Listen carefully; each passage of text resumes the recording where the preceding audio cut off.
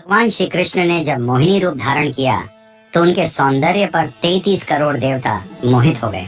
सभी देवताओं ने मन में यही कामना हुई कि ऐसी सुंदरी उनकी पत्नी बन जाए, परंतु केवल एक देवता ऐसे थे जिनके मन में मोहिनी के प्रति इस तरह का भाव नहीं आया। वे थे सूर्यदेव।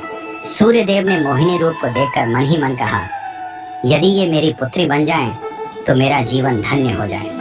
सूर्यदेव की इस भावना को समझकर भगवान श्री कृष्ण ने उनकी ओर कटाक्ष किया और संकेत किया कि उनकी इच्छा पूर्ण होगी।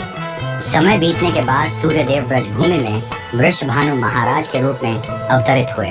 वृषभानु जी ने तपस्या की और ब्रह्मा जी से प्रार्थना की कि उन्हें ठाकुर जी की पुत्री के रूप में प्राप्ति हो। ब्रह्मा जी ने उनकी प्रार्थना को श्री हरि तक पहुंचाया।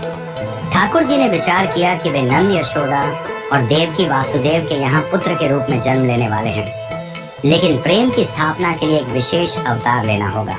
ठाकुर जी ने अपने रूप को दर्पण में देखा और उस दर्पण में उन्हें ऐसा रूप दिखाई दिया जो स्वयं ठाकुर जी को भी मोहित कर गया। यह रूप ठाकुर जी का ही स्त्री रूप था। उन्होंने इस रूप को स्थिर किया और लक्ष्मी जी के वस्त्रों, आभूषणों और श्रृंगार सामग्री का उपयोग करके इस दिव्य स्वरूप को सजाया। जब यह स्वरूप पूर्ण हुआ तो ऐसा प्रतीत हुआ मानो सूर्य और चंद्र का एक साथ मेल हो गया हो।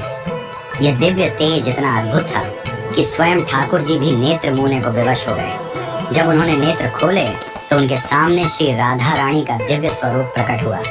श्री राधा के प्राकट्य का समय सुबह 4 बजे का था, जो ब्रह्म मुहूर्त का समय है।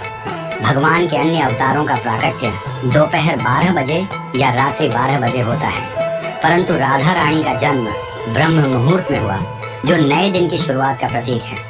यह इस बात का संकेत था कि प्रेम का प्रकाश संपूर्ण विश्व में फैलने वाला है। राधा रानी के अवतरण पर वृषभानु महाराज और कीर्तिदा माता के घर उत्सव मनाया गया। सभी गोप गोपियां ब्रजवासी आनंद में झूम उठे, लेकिन एक अद्भुत घटना ने सबको चकित कर दिया। राधा रानी अपनी आंखें नहीं खोल रही थी। वृषभानु महाराज और माता कीर्तिदा इस बात को लेकर चिंतित हो गए। कई साधु संत और विद्वान उनके दर्शन करने आए, लेकिन किसी के भी प्रयास से राधा रानी ने अपनी आंखें नहीं खोली। तभी देवताओं के आग्रह पर नारद मुनि वहां आए। उन्होंने राधा रानी के पास बैठकर उनकी स्तुति की। नारद मुनि ने जैसे ही स्तुति गाई, राधा रानी ने पहली बार अपनी दिव्य नेत्रों से नारद मुनि की ओर देखा। उस समय राधा रानी का स्वरूप ऐसा था मानो मृग नयनी सुंदर बालिका अपने पालने से झांक रही हो। यह दृश्य देखकर नारद जी आनंद से झूम उठे। उन्होंने अपनी वीणा और करताल बजाकर कीर्तन प्रारंभ कर दिया और गाने लगे, जय राधे जय वृंदावन वासिनी।